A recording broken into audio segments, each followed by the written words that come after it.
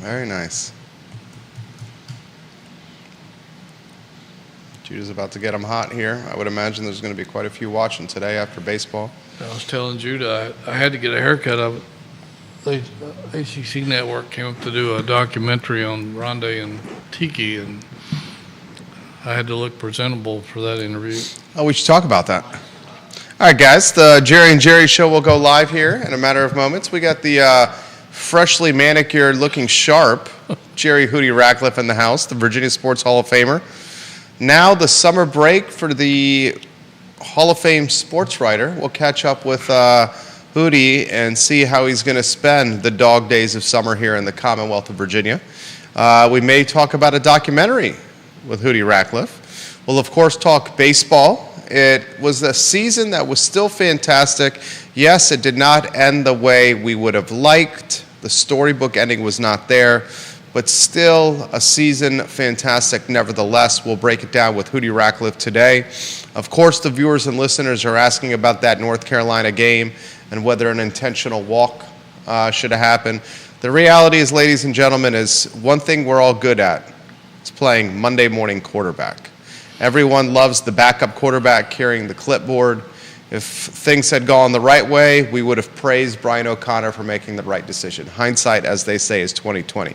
We'll talk basketball. I'll ask Hootie this question. Was last week Carla Williams' best week on the job as athletics director of the University of Virginia, with the extensions for Tony Bennett and Brian O'Connor all announced on the same day?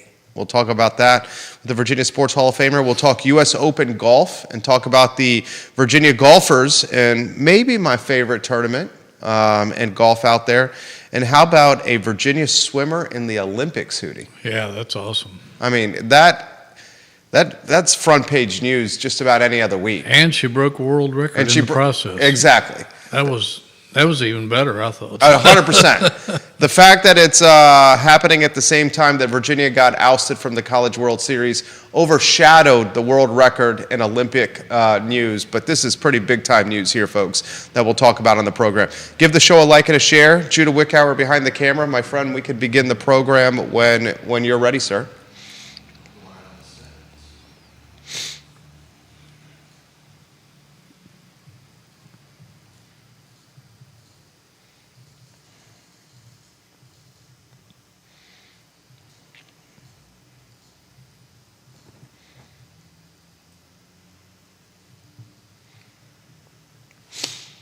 Good Tuesday morning, guys. My name is Jerry Miller, and thank you kindly for joining us on the Jerry and Jerry Show. We're about 2 miles from the University of Virginia, which has been just a fantastic epicenter of success, athletic success this calendar year, frankly, like most calendar years. And today's show, a microcosm of that statement. We'll talk Virginia baseball, not the storybook ending, still a season that saw Brian O'Connor host a regional, a super regional, and earn his third College World Series trip in the last 4 years. We're talking the winningest program in college baseball since Brian O'Connor has hit Charlottesville, Virginia.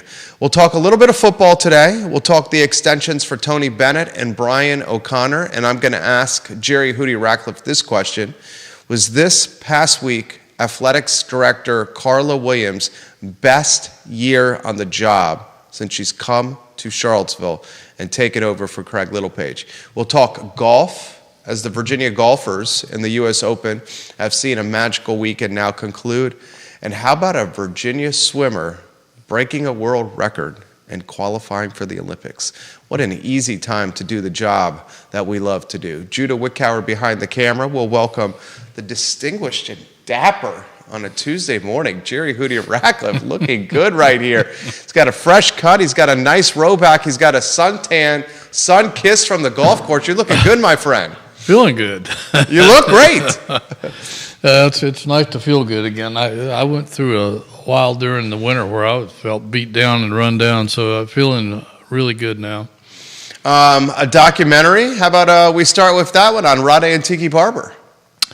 Yeah, I was fortunate. I guess when you've been around forever, a lot of people want to talk to you when it comes time to doing documentaries. But I think this is the 7th one I've participated in ACC Network and the Raycom guys who came up last week, and we spent some time over at Scott Stadium in the locker room.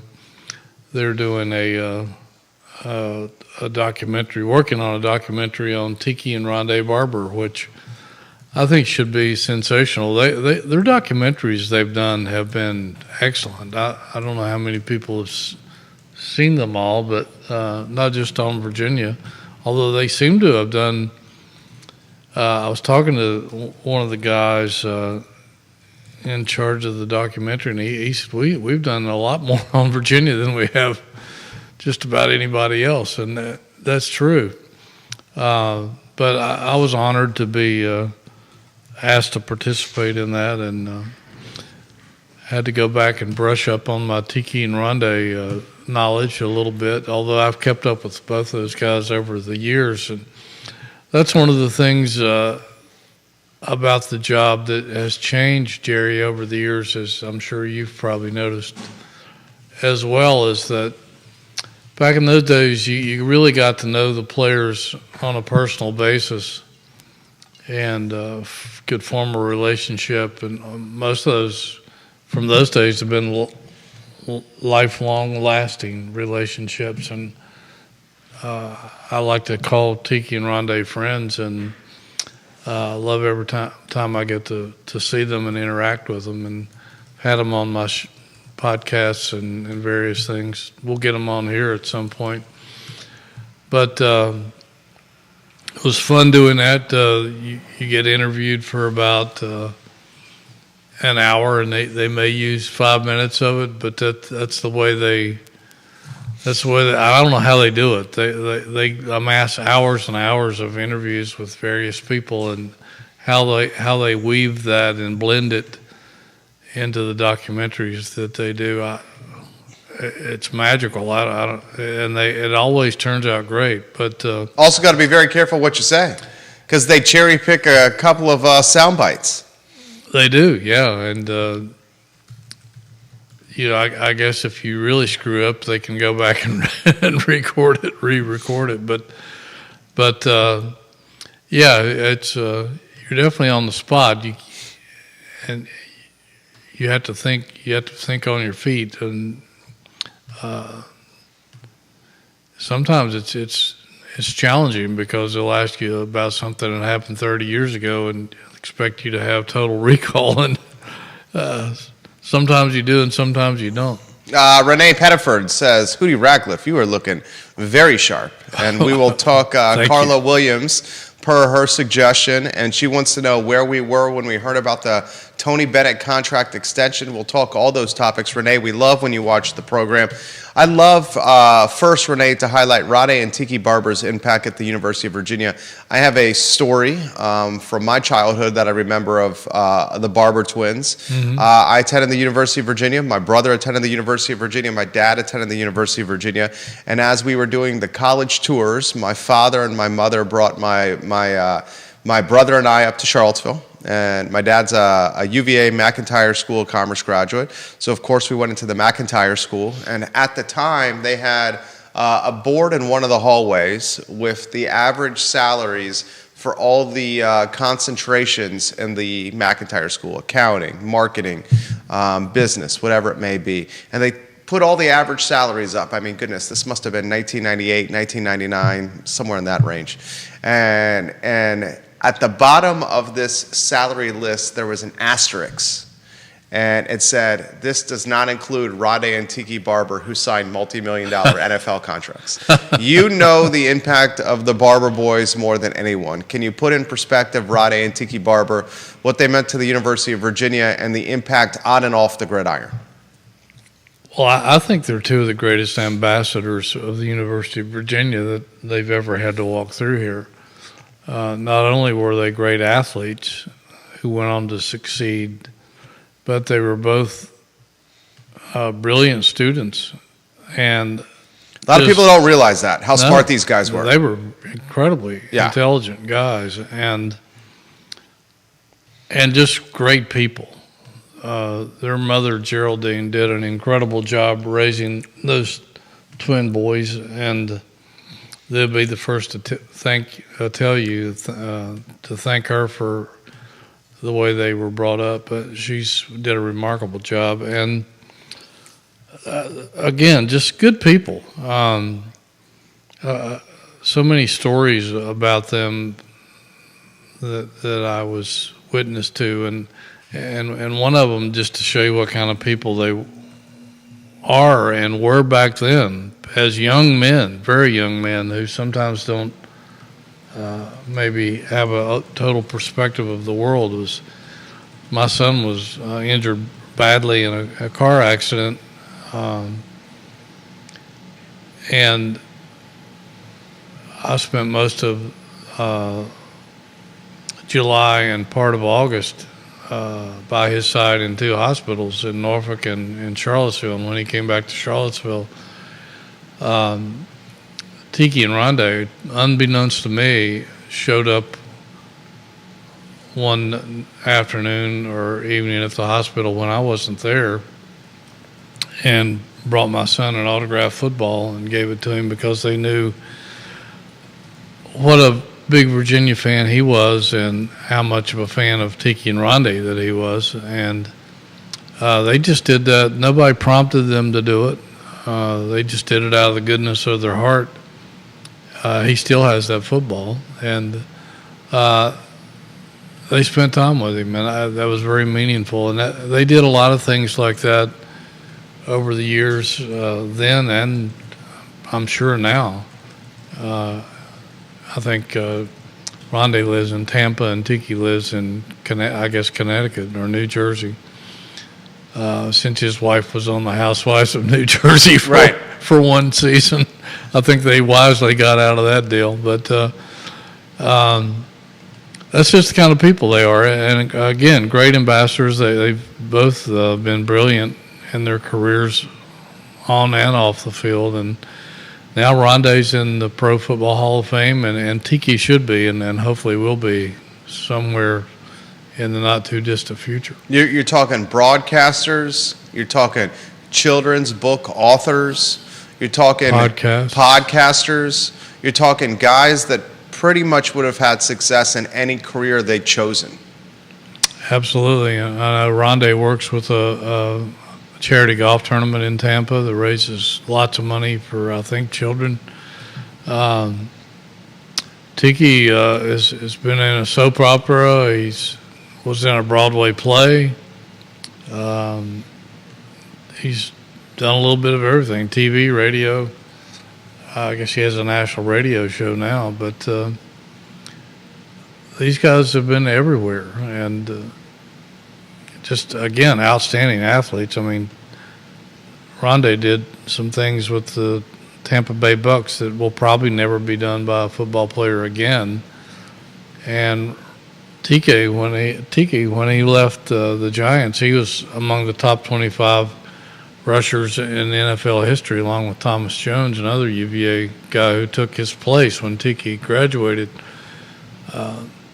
And I don't know if he still is or not, but when he left the Giants, he was their all-time leading rusher, and I think maybe total yardage guy, because he was a great receiver as well.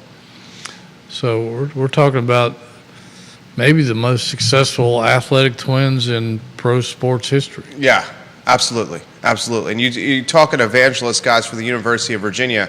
There's so many of them that have positively represented the University of Virginia. One last night in the NBA championship.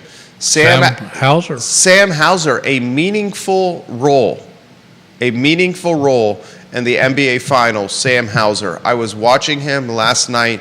I think he finished with 8 or 10 points, and he was a stretch the floor type of shooter, where Tatum and Brown or Holiday, when they were dribbling to the rack and defenses were collapsing on them, they would kick out to Hauser, who very proficiently would stretch the floor with his three-point shooting prowess. So maybe we highlight Hauser, and I'll ask you this question. Diakite got a ring with the Bucks. He was a bench player. Right. Joe Harris tied to that Cavaliers team that won a championship, although if memory serves correctly, he was traded mid-season from that Cavaliers team. That was some years back, and as the older I get, the memory gets a little hazier and foggier. But Hauser with the Celtics, a meaningful role here for another UVA guy on the national stage. I think Jeff Lamp had a ring with the Lakers, and Mark Ivoroni had a ring with the Sixers and played a prominent role in that. I don't know if our good friend Wally had a ring or not with Portland or Seattle. I can't Did Rick recall. Carlisle have a ring? I think Rick Carlisle was on one of those Celtics teams Yeah. that won a title. So Sam Hauser joins the club, and I mean that's what his reputation was when he got here. He was a stretch the floor guy, great shooter. He had a good year here, not the year that everybody expected. Even though he sat out a year and worked out with the team during his. Back then, you had to set out when you transferred.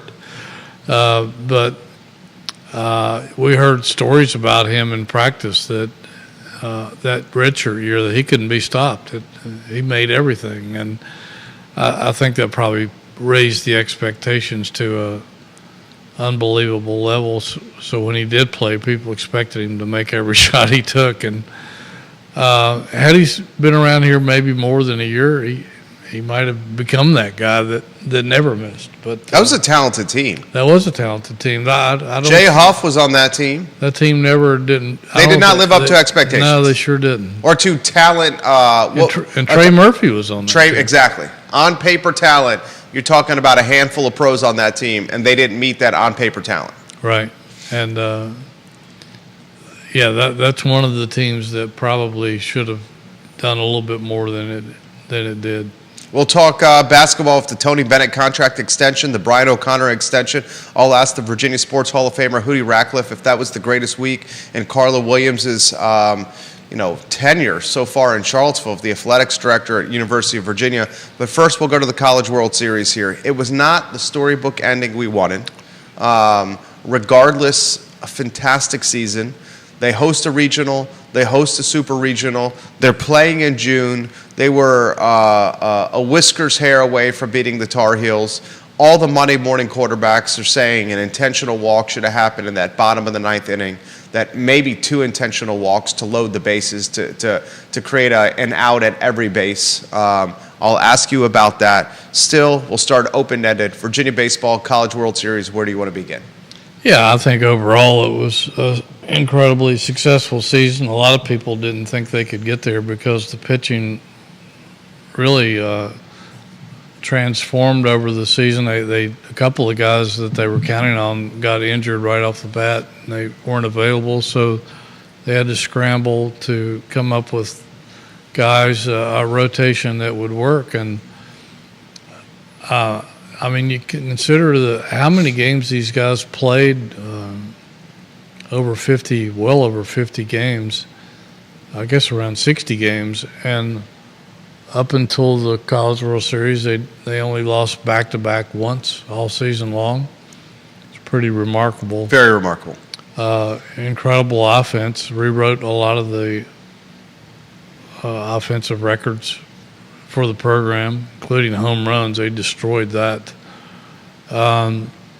You look at it, and baseball is a highly competitive Division I sport. There's over 300 teams that compete, and it's easier to throw money, I think, into your baseball program than some of the other major sports. So highly competitive. The fact that they've gotten to Omaha as many times as they have, 7 times. You can equate that to Tony Bennett getting to the Elite Eight 7 times. If he did that, right, people would be building a statue. But they're already building a statue for Coach Bennett. Imagine if he's done what Brian O'Connor has done. Yeah, 7 Elite Eights. That's 3 powerful. Elite Eights in the last 4 years. Yeah. The winningest coach in the entire sport since he's taken the job. Yeah. He's got a national championship. Bennett's got a national championship. Basketball is more of a mainstream sport than college baseball. I think that's changing. If you just said it perfectly. If O'Connor had, if Tony Bennett had posted the milestones and metrics that Brian O'Connor has done, Tony Bennett wouldn't just be on the short list of UVA's Mount Rushmore. Tony Bennett would be on the short list of greatest basketball coaches in the history of the sport. Yeah, no question about it. To reach that level that many times is remarkable. Not a lot of people have done that, and sure, it's easy to second guess a guy, but I got to ask you about that. What'd you make at the bottom of the ninth against the Tar Heels? Well, I could see it either way. You're almost damned if you do and damned if you don't. I mean, if you decide to, Brian explained it. The guy that came up next for Carolina he thought was a better hitter. He was three of four in the game. Yeah, and had a higher batting average, more RBI on the season. Now the kid they pitched to is what? Top 20 pick in the MLB draft. Yeah, he is. He's a pro player, and he's hit a few home runs. I guess maybe two or three. And even the guy after that, had you walked him and walked the next batter, the next guy was a pretty good hitter too. We're talking about the top of their order. And we're talking a North Carolina team that's one of the best in the country. Yeah, I mean, that Carolina team is really good. And Virginia, it was a one-run ball game. If he had walked both those guys and the next guy had driven them in and they would have won in a walk-off, people would still be unhappy and criticizing him. So, I think Jay Woolfolk made a good that was analysis when he said, you haven't walked in his shoes. You haven't been sitting there in a dugout having to make decisions under pressure. And again, coaches aren't always going to get everything right. I'm not saying he was wrong, but again, I think either way, if he's successful, he's going to get incredible praise, and if it doesn't work out, he's going to get criticized, and that's just the way it is in sports. But it's easy to sit there and second guess if you haven't been in that situation. There's a lot of pressure, and you have to come up with the best idea you can come up with. At the time, some coaches coach by the book and the analytics, and some coach by the seat of their pants. And again, you're going to get criticized one way or the other. Yeah, 100%, 100%. Woolfolk's ringing endorsement of Brian O'Connor got me choked up. Put it in perspective. That was a very emotional moment, and that really came from his heart. There's no question about it. That kid went through a really tough year, and I talked to him one-on-one the other day at Disharoon before they left for Omaha, and did a story on it. And yeah, he said it got to the point to where he was asking O'Connor, "Can I just close out games?" And the kid was lost. And O'Connor, to his credit, O'Connor told me this later in that little press meeting we had over there that day.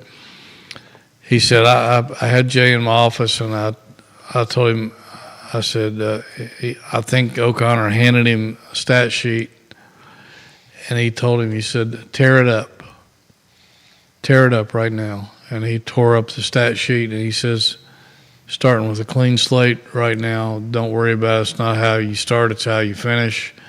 Kept him hanging in there, kept his confidence, brought him back as a starter at the end of the season, and the kid's going to get drafted. There's not a lot of people in this world that can throw a baseball 95 to 97 miles an hour.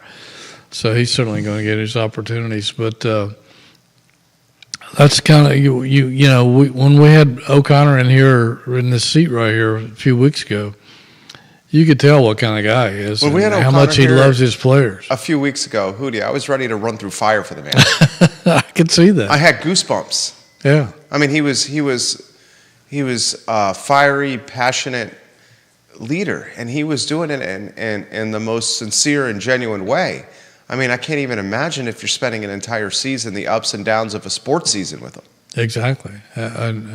Chris Graham and Scott German, they went up to Fenway Park when Virginia played at BC this year, and they purposely didn't sit in the press box. They got tickets down next to the Virginia dugout, so they sat essentially closer to O'Connor than you and I are at this moment, physically apart. And they didn't. I'm sure they watched the game too, but they spent a lot of the time just watching him maneuver through that game. And they said he never stopped coaching from before the game started until the last pitch of the game, and was positive and confident and making all the right moves and coaching guys all over the field, in the dugout.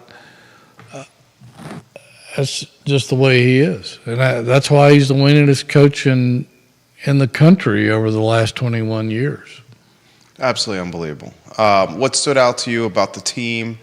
Looks like they have an extremely young core returning. That's the foundation for perhaps another push to Omaha next year. Of course, you're going to lose some talent, but you got a lot of talent coming back.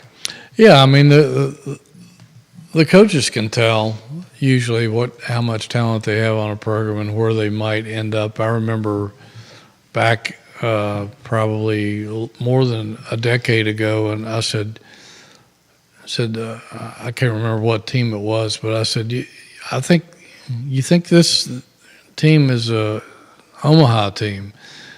He said, actually, we think the next year's team is probably a team that has the better chance to go to Omaha, even though I think that team made it. But they usually have a good idea, and the fact that so many of these guys are coming back and they can add quality pieces to the team, I wouldn't be surprised to see them making a fourth trip in 5 years and to add to the legacy. But he was asked about, kind of where the program is, and he said, I think to make a deeper run in the College World Series, we might need just a little bit higher quality pitching. If you look back at that 2015 team that won it all, they had excellent pitching. They've had some teams with great pitching that made it to Omaha, some with suspect pitching that made it, but to pull it off in Omaha against the best hitters in college baseball, and usually a bunch of pros, future pros, you need excellent pitching. I mean, excellent pitching, the dominating pitching, and O'Connor, and good defense. But O'Connor's always been a guy who would say that once you get to postseason, you need 2 or 3 guys who step it up, kind of take their game to another level and hit 2 or 3 home runs, a couple of RBI doubles, things like that in a game that make a difference. And they really didn't get that this time. I think they were 4 of 23 scoring with runners in scoring position in those 2 games. And it's awfully hard to get it done with those kind of numbers. Maybe leaving 19 guys stranded on base. So once you get to that level, brother, you better be ready to take your game to another level because other teams are doing so. Frankie Bourne watching the program from Palmyra. Frankie, we appreciate your comment here. And Frankie Bourne has this to say. Do you guys think Jay Woolfolk is coming back to the University of Virginia? No, I don't think so. I don't think so either. I think he's pitched his last pitch for Virginia, and I think that was part of why the emotions we saw from him, because I think he knows, and it wasn't the exit that he wanted. Right. I totally agree. I think that's good analysis from you. I think he's done. I think he knew it. Again, there's not a lot of guys in this country that can throw a fastball 95 to 97 miles an hour with command. And he didn't have his best stuff. No, he didn't. And had that little injury that came out of nowhere. But, I mean, he's in the top 100 on most of the draft boards I've seen. And certainly that was part of his decision, I think, last summer when he was with Team USA Baseball and decided to give up football and focus squarely on baseball, where his future was going to be. And I don't, unless something weird would happen and he doesn't get drafted like Andrew Abbott did a few years ago, which I still can't explain. And he came back and had an incredible final year, and now is a starter with Cincinnati Reds. And we saw what he did last summer as a rookie. I can't see that happening with Jay Woolfolk, but you never can say never. But I can't. I think he's thrown his last pitch for the Orange and Blue. Mark Brown watching the program, and I think it's Prince George, and he says the problem is our offense only put up 2 runs. Yeah. It's easy to talk about the pitching and Honeycutt and O'Connor, but scoring 2 runs, you don't deserve to win. That's not the output you need. He's in Prince George, Virginia. No, he's right, and I think Virginia's hitters and Coach O'Connor would agree with that. I mean, that's 2 years in a row where they've gotten to Omaha and the offense kind of laid an egg. Last year, I think, with all the great hitters they had, their top 3 hitters, if I recall, Jerry, in those 2 one-run losses to Florida and TCU, I think they were 0 for 20. And when you have a hole like that in your lineup, when you're used to getting multiple runs, particularly 2-out productive at-bats with the drive-in runs, that's tough to overcome. And Virginia out-hit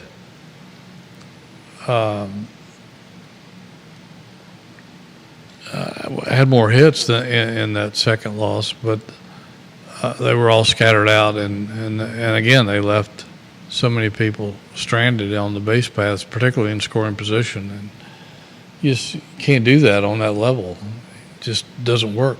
Rob Neal watching the program. Rob Neal appreciated your perspective on Rade and Tiki Barber. He said the Barber twins donated a brand new weight room, all the trimmings, and additional supplies to their high school, which was also his alma mater. Cave Spring. Very early into their pro careers. He also highlights, Rob Neal does, that Rade and Tiki Barber were the valedictorians at their high school. Yes. And it's the high school that's synonymous with Western Albemarle High School.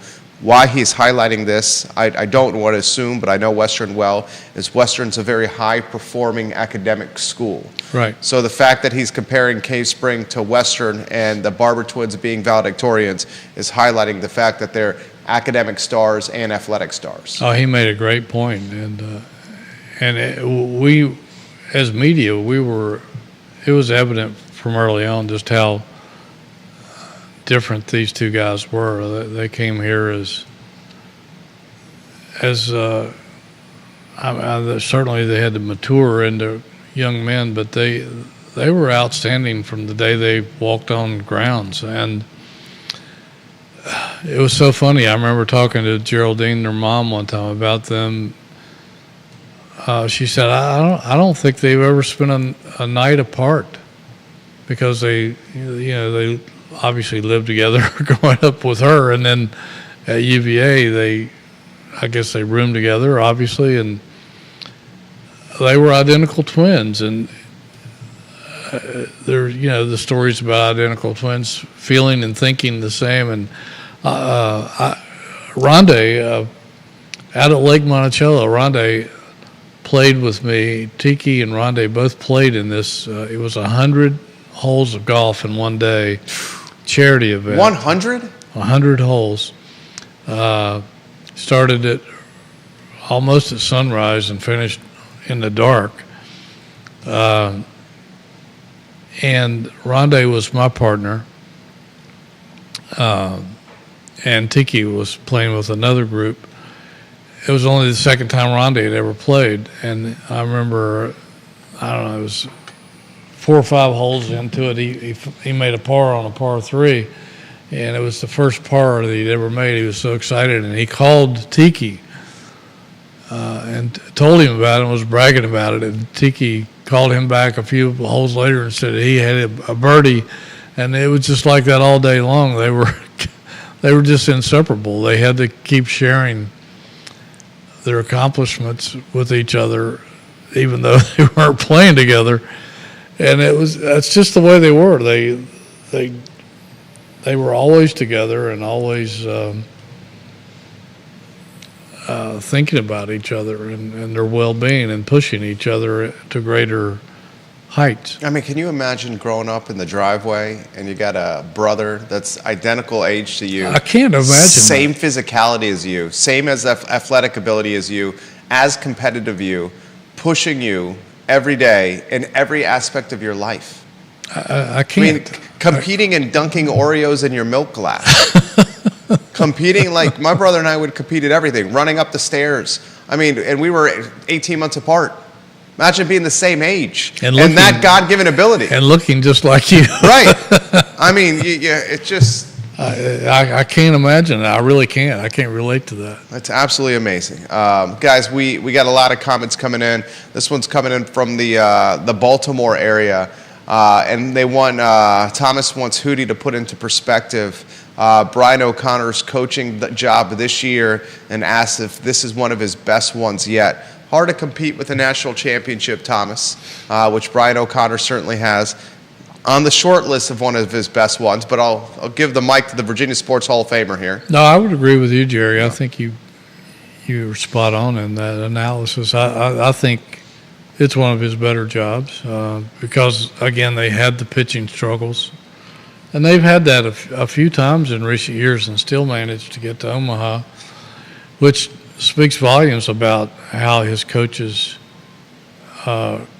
groom these guys throughout the season,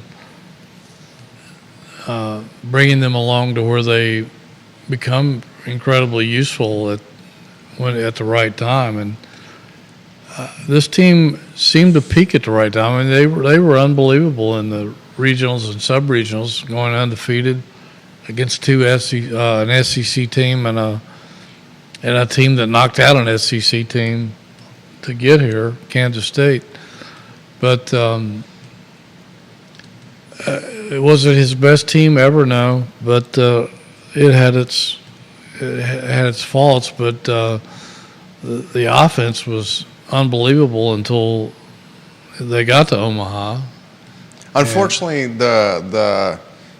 maybe the worst offensive performance was on the biggest stage of the year.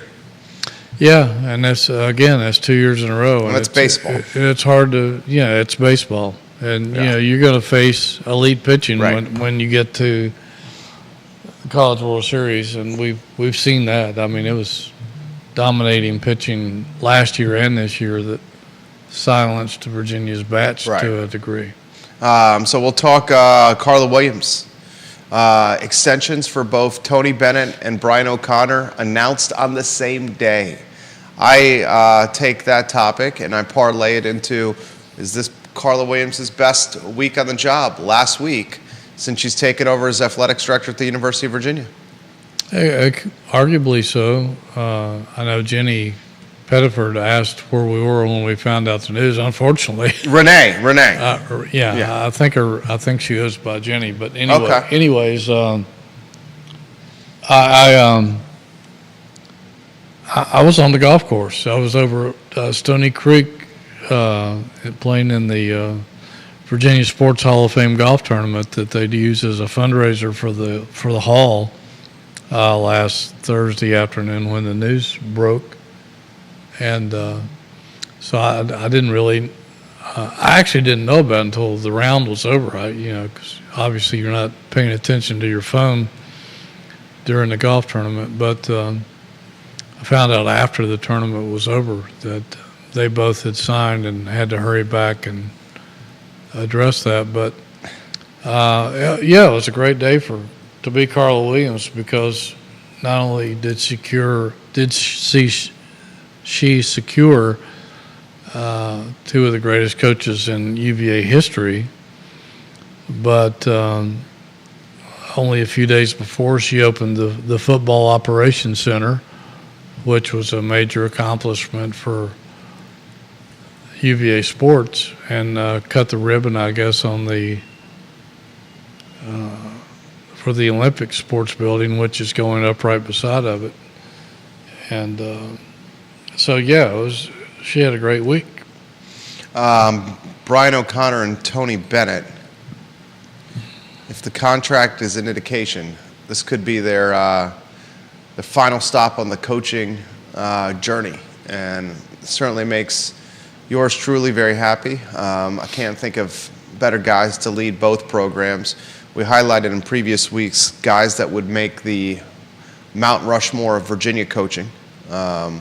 Guys that, when it's all said and done, may very well could have their name on the hardwood, a la Mike Krzyzewski, and their name somewhere on the diamond at the dish.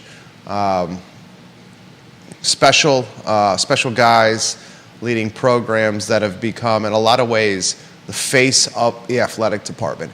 Put in perspective, as we get off baseball here, what baseball has become at Virginia. Well, it's certainly probably the golden age for both of those sports that fans right now are enjoying, that people 10 years from now will have missed out on and won't be able to relate to. It'll just be part of the history for them. But having covered the Welsh and Holland years, and then seeing what happens sometimes to programs when greatness departs, it leaves a lot of fans empty, because they remember how it used to be. Not saying that you can't continue that success, but it's awfully hard to maintain that high a caliber of success in any athletic program, because you're competing against other programs that are trying to beat your brains out and scheme and find their ways to advance their programs. So it's a tough world out there, a competitive world and a cutthroat world. And so when those two guys are gone, I hope fans will appreciate what they did for their respective programs, because who knows, you may get lucky and bring in coaches who can maintain that rate of success, or the programs could take a dip, like a lot of programs do. When we've seen when great coaches retire, it's awfully hard to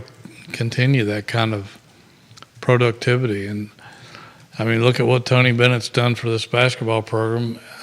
He and Terry Holland have taken it to heights that most other colleges dream of. And same with UVA baseball, the winningest program in the nation over the last 21 years. Unbelievable. And I have a feeling that will continue on through his tenure whenever he decides to hang it up. But there's no guarantee that you'll continue that kind of winning when either of these guys decide that they've had enough. Hootie Ratcliffe makes this show easy. We still got to talk football, golf, and swimming. Football notebook. Slower time for football. Anything you want to highlight news and notes wise from Tony Elliott's football team? Well, they announced yesterday that they've added 3 guys through the transfer portal. One was a linebacker from Cincinnati who had some pretty nice numbers. And a long snapper, and I can't tell you how much people say, oh, it's a long snapper, but Long snapper's critical. You got to have one. You got to have a good one, because when you don't know your long snapper's name or your holder's name, that's a good thing. Yeah. When you know your long snapper's name and your holder's name, you have trouble. Exactly. I couldn't say it any better. No. And so that was important. And they had some walk-ons too. And who knows? One of those, couple of those guys might be able to contribute. We've seen a few over the years contribute to the program, but I guess right now he's doing his camps and recruiting and evaluations and all that sort of stuff, and probably taking a little bit of a downtime before they get serious when training camp opens up in early August. I guess a lot of the guys have reported in to school that will be here this fall. Same with basketball. It's amazing. For summer school. Even squash. I'm seeing, and squash gets no attention here. They've launched a summer program.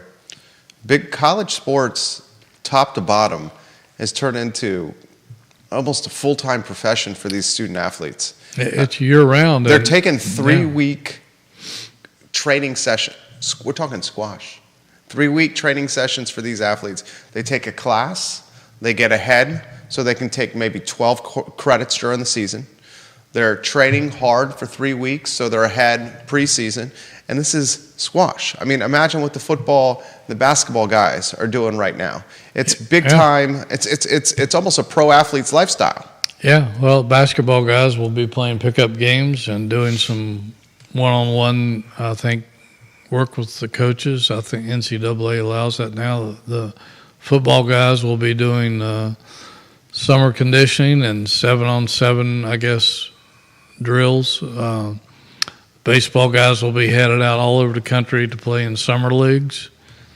None of these athletes in any of these sports really take much time off. The tennis guys are playing tournaments everywhere. Golfers. We got swimmers doing the U.S. trials in the Olympics. The golfers are playing in the U.S. Open. Yeah, and any other tournaments they can play in. So it's become a thing where you have to you specialize in your sport now, and it's awfully hard to be a 2 or 3 sport athlete these days. It's just almost non-existent in college. And in high school, a lot of these guys are asked to specialize in one sport, which there's been a lot of criticism of that. Which is almost sad. Yeah. And but that, that's the way of the world. And, some of these elite travel squads that these high school kids are on, they almost have to commit to being on those, which is time-consuming for the parents and expensive because they're spending their weekends traveling all over the East Coast, participating in high-level competition. And you almost have to do that to earn a college scholarship on a lot of these teams anymore. Comments coming in. Philip Dow's watching in Scottsville. He says he saw an article on ESPN where the Virginia football team is predicted to win 2 games this season. Yeah, I think Vegas probably has them at 4.5. You take the over or under on 4.5? It's going to be close, I think, because, again, there's some things I like about this team that I think could weigh heavily in their favor. They've got so many guys so many starters returning on both sides of the football, and guys with starting experience who aren't listed as starters. So in college athletics, a lot of times experience will make up for some other things, but again, we've talked about how challenging the schedule is, particularly backloaded. But I still think the biggest obstacle for Tony Elliott and this football team is that and I don't know how you do this, but they have to learn how to win. George Welsh was a big proponent of that, and I think some other coaches would agree that and I think that's what hurt them so much last year in so many close games. Well, they lost 6 games by a combined 17 points. They didn't know how to win. They kept making mistakes, shooting themselves in the foot, critical errors at the most critical times in games. They should have won at least 2 more games last year, Jerry, and they could have been a borderline bowl team last year, albeit a crappy bowl, but it's still a bowl game, and that's how you're measured in today's college football. But if they can learn how to win and reverse some of these close game decisions, maybe through that experience, I could see them winning enough to get into a bowl game. I'm not saying they will, but I'm saying if they can eliminate all the dumb mistakes, or a majority of the dumb mistakes they made a year ago, they can win some games because they've got some talent. They've got 2 quarterbacks they can win with. 2 quarterbacks that are starting caliber quarterbacks. Yeah, they've got, I think, They got talent on defense. Yeah. Offensive line's a huge question mark. Yes. I think they got 85% of their offensive productivity returning, which is like 4th or 5th in the nation. Now, the follow-up to that is losing a guy like Malik Washington. Yeah. I mean, it's impossible to replace somebody as good as he was, although they've got a couple of good transfers like Chris Tyree, who Kid from Notre Dame. have a chance. Richmond product. Yeah. And Green from Carolina, who was hurt and didn't really fulfill his expectations, but Malachi Fields ready for a breakout season.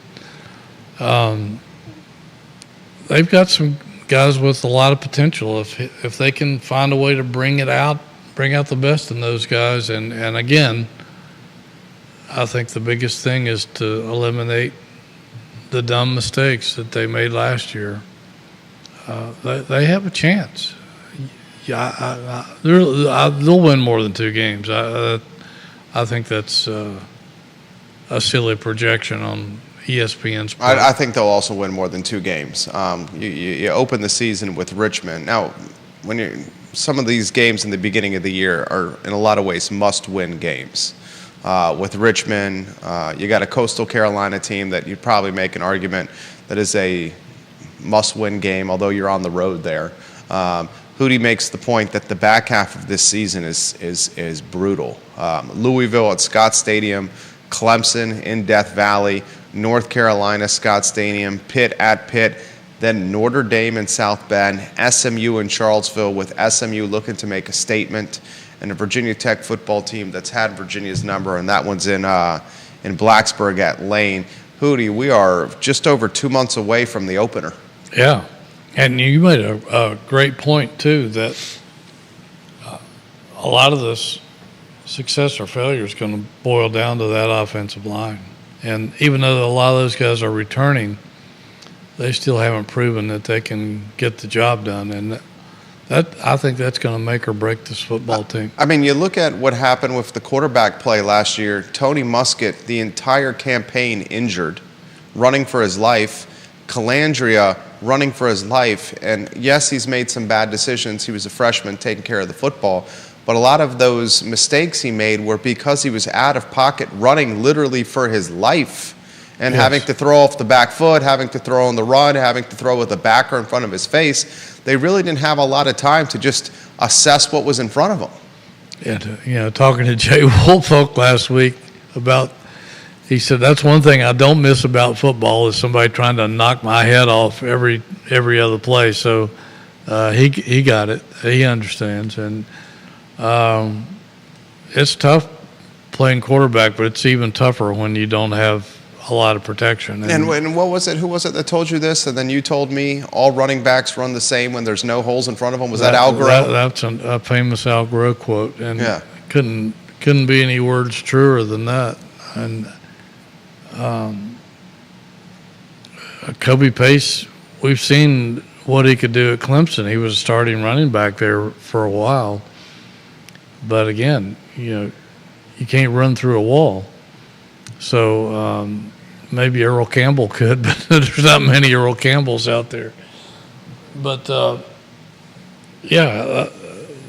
offensive line, they've got to protect these 2 quarterbacks, and they've got to punch holes in defenses. And if they can do that, then it makes the quarterbacks better, because that allows them to be more proficient, because they can use the play action pass to their advantage and keep defenses off balance and back off linebackers and safeties. And it makes a world of difference when you've got a running game that you can rely on. Roger Voisinay watching the program. Mr. Virginia Hockey, Roger Voisinay, giving love to the show. Multiple folks are asking if this is the make or break year for the head coach. Well, it depends. Should he win 2 games and they lay an egg, there's going to be a lot of pressure on him. He'll be on the hot seat for sure. If they can win 4 or 5 football games, I don't know how you can fire the guy, because to me that signals progress. They have upgraded their recruiting a little bit this year over the past 2 years, and which is a good sign, because they're bringing in guys who look like they can compete, and they're being recruited. Most of them are being recruited by other winning programs. So if you can accumulate enough of those, it can make a big difference. And one of my arguments about Virginia, and I have a friend who used to be a defensive coordinator at a major ACC school and in the NFL, and he shared that philosophy with me one time. I asked him about it, and I said, it seems to me that Virginia has a lot of good players who could play for a lot of teams in the country. And he said, yeah, they just don't have enough of them. They just don't have the depth. Exactly. It's and when the you get depth a in this couple of sport. guys injured, And we saw that. yeah, you don't have anybody to replace them at that. That's almost always been the case with this team. I mean, we saw some flashes where that wasn't the case. We saw it in some in the Grow tenure. Al Grow with that pro-style offense, and what he was doing with the 3-4. He had depth at stages of his tenure. We certainly saw it with George Welsh, Yep. but it's not depth consistently. Yeah, so ever since then, that's been a problem. No question. And something you got to have if you want to stack up winning seasons. And that's why a lot of us, and I want nothing but the best for football, because it sets the stage for the rest of the season and the athletic department in totality. Lauren and Keswick, welcome to the program.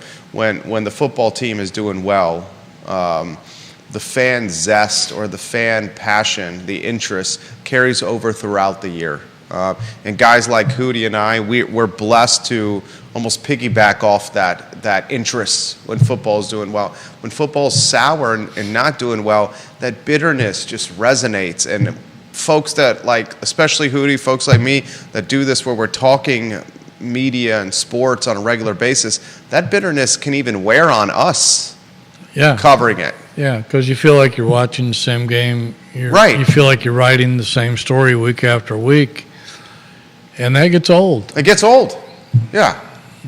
And I remember that during the tail end of Coach London's tenure. I mean, you're talking a fantastic human being in Mike London, who's having success Absolutely. in Williamsburg at William & Mary. Yeah. And it was just getting old having to talk about a guy that was on the cusp of losing his job over and over and over again. And to the point of the depth missing at Virginia, that's why a lot of us were saying, Bronco Mendenhall, we got to be patient with this guy, because he came in with the system that was a spread-style offense. I don't want to call it gimmicky, but in a lot of ways like Tony Bennett's pack line defense that allowed the team to compete because it was different from the norm, which gave the team on edge on Saturdays because other teams weren't accustomed to playing it. Yeah, it was essentially Mike Leach's air raid offense that he made famous, and with its own tweaks, but that's where it was born out of, and so it was a different system that they provided, and that was intentional. I mean, John Oliver and 100% Greg intentional. Littlepage definitely went after a guy with something different, just like they did with Tony Bennett, because other teams had to adjust to you in a week's time. And that's why some folks are asking, can a pro-style offense work here at UVA? Well, yeah, we'll see. We'll see. To be determined. To be 100%, Hootie, 100%. Sport that you're extremely passionate about, golf, a tournament you're extremely passionate about, the U.S. Open, course you're extremely passionate about, Pinehurst. Yeah. I love that golf course. 3 Virginia golfers in the same group to open the tourney. Yeah, it was awesome, and the fact that they got to play together both days was incredible as well. Ben James just missed the cut by a single stroke. Had to be a thrill for him to be playing with Ben Coles and Denny McCarthy, who both ended up, I think Denny ended up in the top 30 something, and Coles, I think, in top 50 something. But the fact that those guys made the cut through Sunday on a incredibly difficult golf course against an elite field had to be special. Yeah, you talk about baseball being a brutal sport. Oh. Look at what happened to Rory McIlroy, maybe the best golfer of this generation, and look at the collapse he had in the fourth round and the final round over the backstretch. I mean, you saw a man look extremely human, and then he leaves the course without talking to the media. He later gives props to the champion for a job well done. But you're talking maybe the greatest golfer of our current generation, looking very human in the U.S. Open. It's devastating. Missing putts that you and I make. Yeah, well, on Thursday, I missed a putt just like that, and I was complaining to myself, and one of my partners said, no big deal, pros miss those putts, and I'm saying, no, they don't. Yeah. And then McIlroy does. And then DeChambeau missed one, too.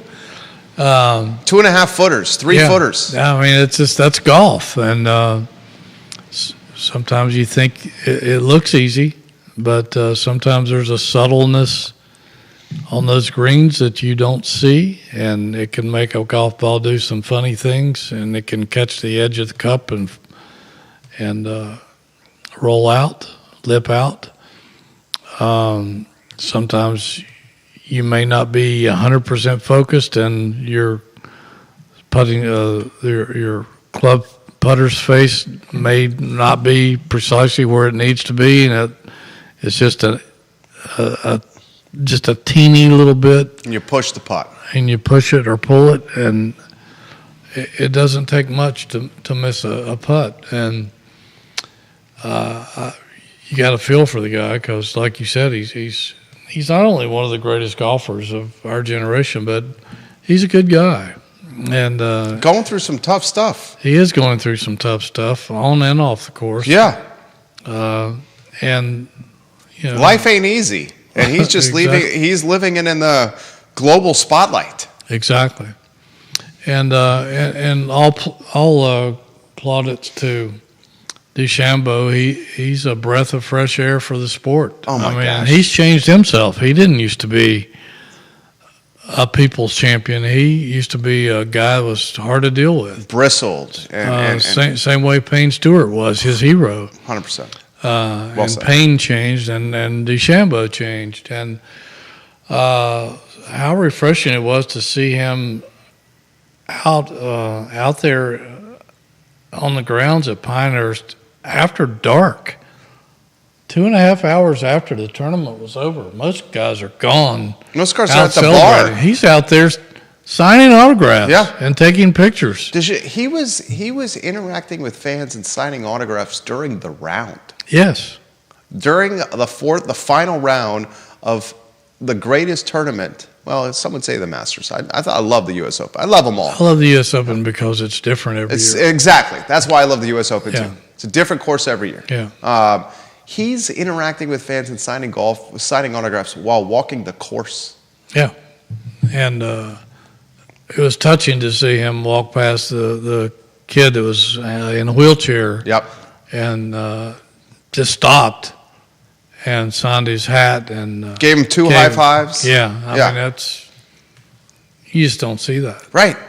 I mean, it's I thought the U.S. Open was just I love the majors, start to finish. I watched the majors start to finish. It was a special one. I had the good fortune when they had the redesign of the course. They used to have not hardly any what you would call like PGA tournament rough.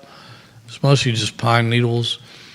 But when they had the redesign back several years ago, I had the great fortune to be invited down for the press conference, and they showed us the native grasses and the wiregrass and all that stuff, and had restored it the way it was back when Donald Ross built it way back when, and got to play it that day.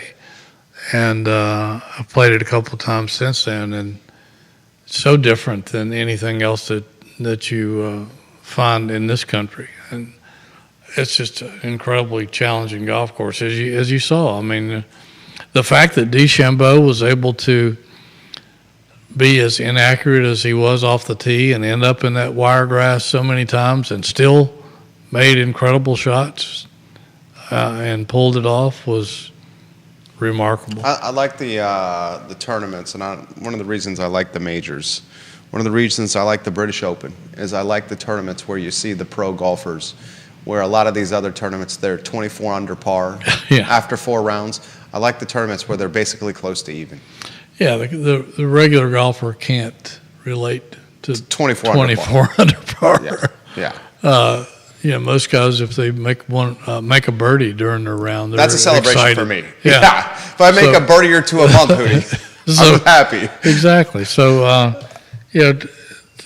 the drama from, and that's again, I love the British Open as well, the Open, because it's usually a real test of golf, because it's most of the time, sometimes those links courses can be very vulnerable if there's no wind and no weather,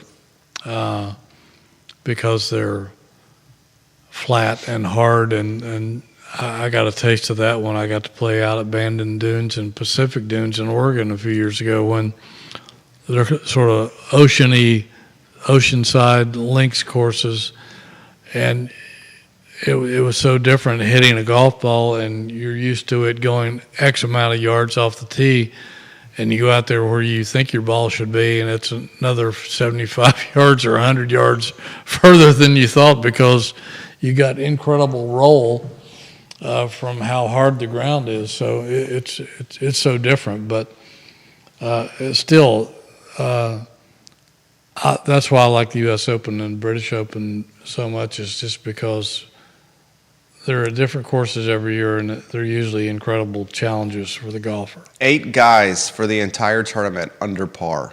Yeah. 2 of those 8 were at 1 under, and the winning score was 6 under par. To put golf into perspective, almost in a lot of ways a microcosm of life, Rory McIlroy, so frustrated with his finish, and listen to this guy's finish. He finishes in 2nd place in the U.S. Open, another top 5 finish in a major championship for Rory McIlroy. Yes, he hasn't won a major in about a decade, but still, he's performing at a ridiculous clip. He walks away with $2,322,000. Exactly. $2,322,000 Rory McIlroy leaves. And he's so frustrated with himself and his game, he's deciding to take this weekend off with the Travelers Tournament. Yeah, and I want you guys to think about that. Yeah. It's just... Yeah, I know there's billboards all over that city plugging him going to play in the Travelers Tournament this weekend. And he's pulling out. Up in Connecticut, but it's understandable. Yeah, 100%. Again, with some of the things he's got going on off the course. Right. And to lose that way, it's just dispiriting. Yeah, I mean, you're so close you can taste it. And it's been so long. There wasn't more pressure on anybody in the golfing world than there has been on Rory McIlroy the last few years. 100%. Trying to get back to winning a major. And with the LIV stuff, when he was the face of the PGA, with the old guard staying with the PGA, with the new guard going to the LIV, he took a lot of heat for that. He was the spokesman in a lot of ways for staying with the PGA and hating on the LIV. Absolutely. He was the face of the PGA for that entire process, pretty much, and did it brilliantly. I thought he handled that extremely well. This show's been a breeze with Hootie Ratcliffe. We'll have to get Dr. Rotella in here. Bob Rotella is a great He man. works with Rory. I know. Lives in town. Lives in And- Glenmore. And he's told me just he's had so much interaction with Rory. He talks about what just a great human being he is, and so we'll have to get him in here and talk about that. Rotella's still long off the tee. I saw him a little while ago. He was playing by himself. Hit 3 or 4 balls off the tee. I think he was playing 3 or 4 balls on each hole right there. And then when he's not playing golf, he might be having a pop or 2 in the 19th hole. He still competes in some of these state tournaments, and even last year at the city tournament out at Meadow Creek, he was playing. And even though he is at an age now where he could play in a easier division, he was playing in the most difficult division, and that's a tribute to him. Just being a competitor. how much he loves to compete. Yeah, 100%. And speaking of golf, and I don't have the date in front of me, but I promised Philip C. From Meadow Creek, they're having the men's and women's and seniors championship all rolled up into one on the same day. I don't have the date in front of me. I can't get to my email right now, but it's late June.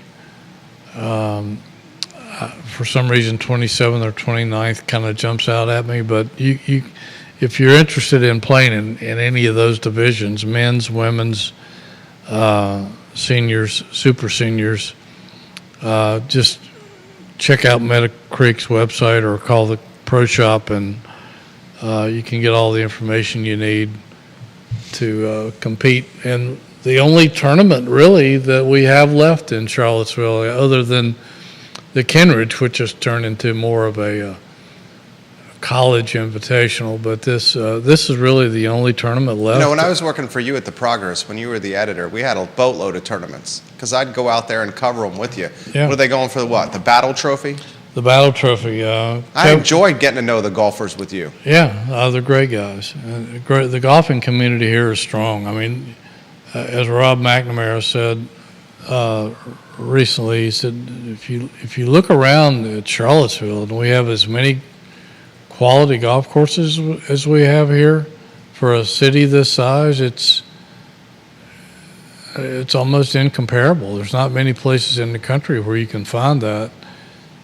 So it's an incredibly strong golfing community. And Kevin Record and myself developed that competition over the years because there was a few tournaments here in those days. The Faulkner out at Monticello, Lake Monticello, the Kenridge, the City Championship, Green Hills. Those were initially the core, and then Birdwood went on to add the Jefferson Cup. We had an event out at Old Trail.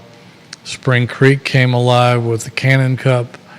So we developed that competition locally, and I asked Bill Battle, who was USGA president in '88, '89,